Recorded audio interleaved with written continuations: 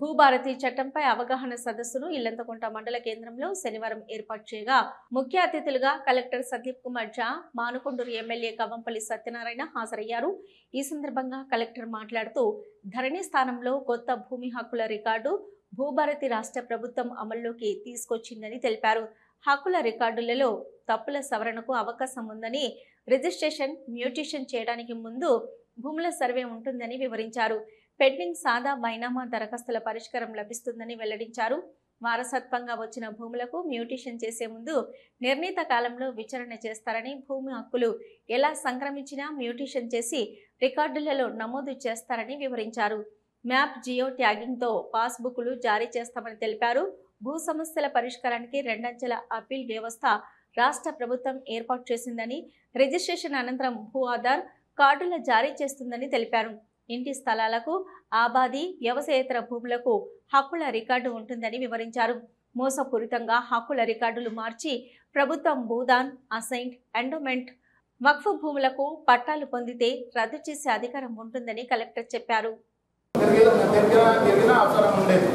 ఇప్పుడు అట్లా లేదు. ఇప్పుడు మీరు మీకు భూభారతి చట్టంలో మీకు రెక్టిఫికేషన్ మాడ్యూల్ ఉన్నాయి.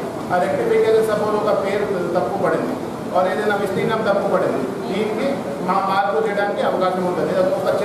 ఒక పెద్ద మార్పు ఉన్నాయి ఈ చట్టంలో. సెకండ్ ఉంది, ఇప్పుడు మీకు పాస్బుక్ పట్టిదారు పాస్బుక్ ఇవ్వడం జరుగుతుంది. ఆ పట్టిదారు పాస్బుక్లో మ్యాప్ కూడా వస్తుంది. సో మా దగ్గర ప్రతిరోజు ప్రజావాణి చేస్తూ ఉంటాం. రైతులు కూడా వస్తున్నారు, నాకు తోవా ఇస్తలేదు, ఇది ఇస్తలేదు. సో ఆ ప్రాబ్లమ్స్ కూడా పోతాయి. ఎందుకంటే జియో ట్యాగ్ లొకేషన్తో మీకు పట్టిదారు పాస్బుక్ ఇవ్వడం జరుగుతుంది. సో దీని మీద ప్రాబ్లమే రాదు. అదేవిధంగా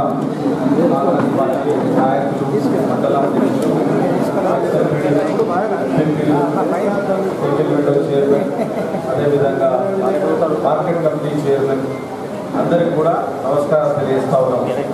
ధరణి పెట్టిన తర్వాత ఏ విధంగా ప్రజలు ఇబ్బందులు పడ్డారు, ప్రజలు ఏ విధంగా వాళ్ళ ఉన్న భూములను కోల్పోవడం జరిగింది, అదేవిధంగా అప్పుడున్న నాయకులు ఏ విధంగా వాళ్ళను బెదిరించి ప్రొహిబిటెడ్ లిస్టులో పడేసినారు. ఒక 2 గుంటలో 3 గుంటలో ఉంటే మొత్తం ఆ సర్వే నంబర్నే ప్రొహిబిటెడ్ లిస్టులో పడేసి చాలా ఇబ్బందులకు గురి చేస్తారు. ఆ చట్టం గురించి దాని లోపాలు ఉండకూడదు.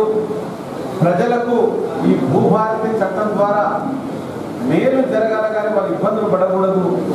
అదేవిధంగా భూ ఆధార్ నంబర్ కూడా, భూమికి నంబర్ కూడా ఇవ్వడం జరిగి అవన్నీ కూడా రివ్యూ చేసే విధంగా కొత్త చట్టాన్ని, ROR చట్టాన్ని తీసుకురావడం జరిగింది.